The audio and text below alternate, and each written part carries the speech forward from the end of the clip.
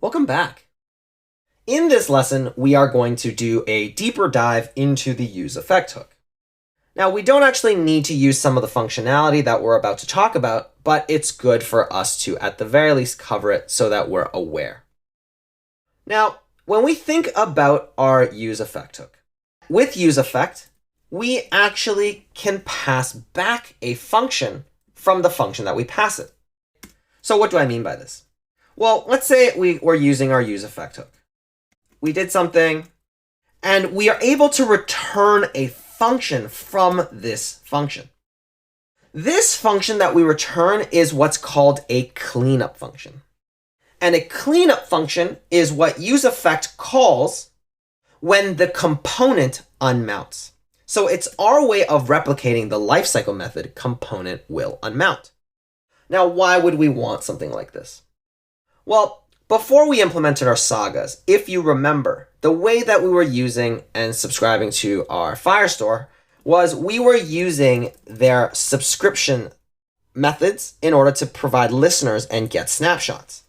So if you remember what we were doing, we were pretty much bringing in the Firestore library into our component and pretend this is a class component.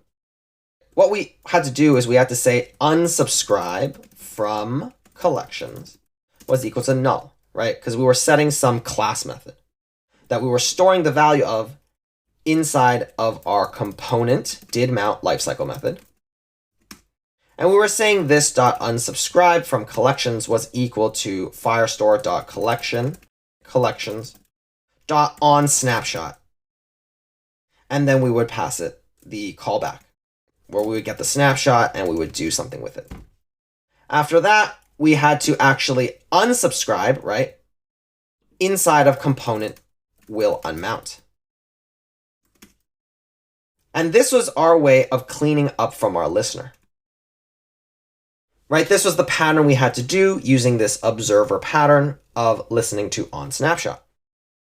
Well, if we wanted to replicate this inside of a classless component using useEffect, that's the whole point of this return function. So I'll show you how we'll do it. So what we would do is, let's say right here in our useEffect, we say I am subscribing, just so that we can log it and see what happens. We call firestore.collection using our collections. And then we say on snapshot, we take the snapshot and we simply console log it. That's all we do. In fact, we don't even need the async because we're just console logging in this function. Now, what we do is we set some const unsubscribe. Oh, can't spell today. Unsubscribe from collections is equal to this object, right? Because we still need to store the unsubscribe function we get back from onSnapshot. What we would do, however, is inside of our cleanup function, we could call the unsubscribe right here. In fact, we'll also console.log I am unsubscribing. And now we only want to initialize this subscription on our mounting, right? After we've mounted. So we, of course, pass the empty array to indicate that we only want to use this effect when it mounts. But we also want to call this return function when our component unmounts. So this will call regardless of whether or not we pass this function in. If we pass it a cleanup function, useEffect will call the cleanup function when the component unmounts. So now if we go to a collection page, right here, we'll see we get our I am subscribing, we subscribe to our collection, and we get a snapshot.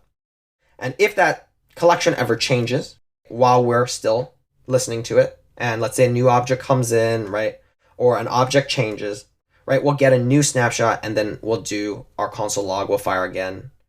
So this is the subscriptor model. But let's say we unmount this collection page component by going to the home page. Well, we see that our cleanup function got fired. So I am unsubscribing gets fired, and our unsubscribe will also get called. So that's the whole purpose of a cleanup function. The cleanup function is meant to mimic any component will unmount, right? Which allows you to clean up your effect. So that's pretty much the main thing about what you want to return from useEffect.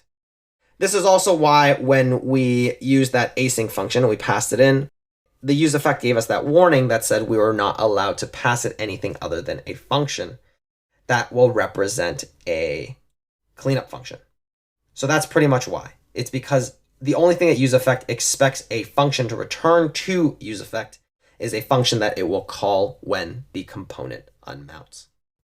In the future, whenever you need to possibly leverage the useEffect hook inside of your component and you need to use component will unmount, well, now you know how to do it using this cleanup function. Now we can remove this useEffect from our component because we don't actually need it given how our application was built. We added that code solely to explain the cleanup function. But now our component is still leveraging hooks in those previous two lessons that we did where we converted using useEffect and useState to replace our components and make them functional components. So now let's just make sure to commit our code. So we'll see what we did. We know that we updated our application app component, sign in component, and sign up component to use hooks. We'll push that up and move on with our lessons.